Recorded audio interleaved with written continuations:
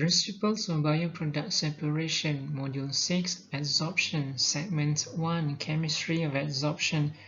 With me, Yusuf from School of Life Sciences and Technology, Institut Teknologi Bandung.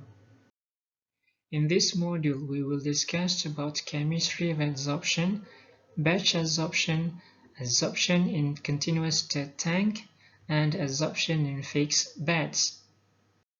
At the end of this module, students will be assigned to do several exercises to determine adsorption isotherm, determine concentration of solutes, determine percent of recovery, determine resin loading and rate constant, determine length of adsorption zone and bed capacity, and last but not least, determine feed loss.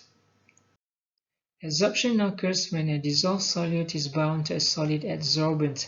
A typical process involves 4 steps.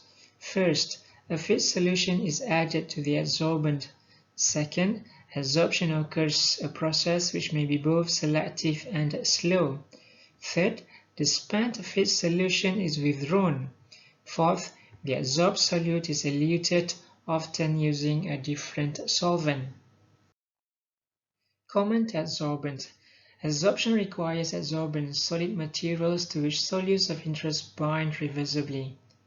There are 2 major groups that are commonly used for biological molecules. First, carbons, and second, synthetic resins. A wide variety of products is available, with varying porosity and capacity. The more effective are made from vegetable sources like sawdust or fruit pits. Carbons are made from mineral sources can contain inorganic impurities which catalyze degradation of some solutes. Ion exchange resins are largely based on synthetic polymers. The polymers usually contain fixed charges, but they can effectively adsorb both ionic and non-ionic solutes. Resins made from styrene and divinylbenzene often absorb non-polar solutes most strongly. Resins based on acrylic esters tend to be more effective for hydrophilic solutes. Adsorbents based on hydrogels are often made of polyacrylamides, which are the mainstay of gel electrophoresis. Adsorption isotherms. Like extraction, the analysis of adsorption is based on equilibria and an mass balance. The equilibria are presented not as partition coefficients but as adsorption isotherms. Typical isotherms are shown in the figure.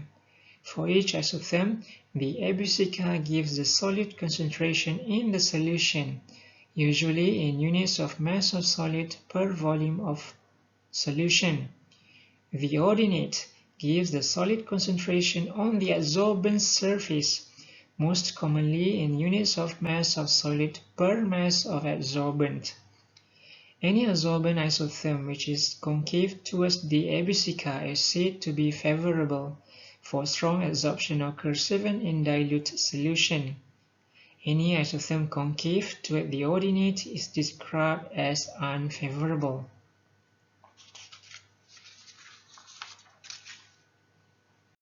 A linear solution isotherm is given by equation 1. Like the partition constant used in extraction, K is a thermodynamic quantity with the dimension of solution volume per adsorbent mass.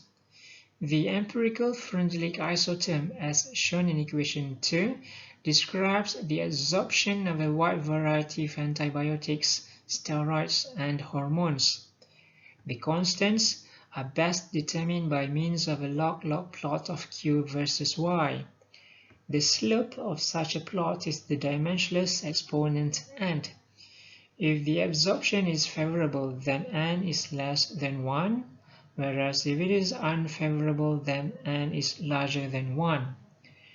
The Langmuir isotherm, as shown in equation 3, is often used to correlate adsorption data for proteins.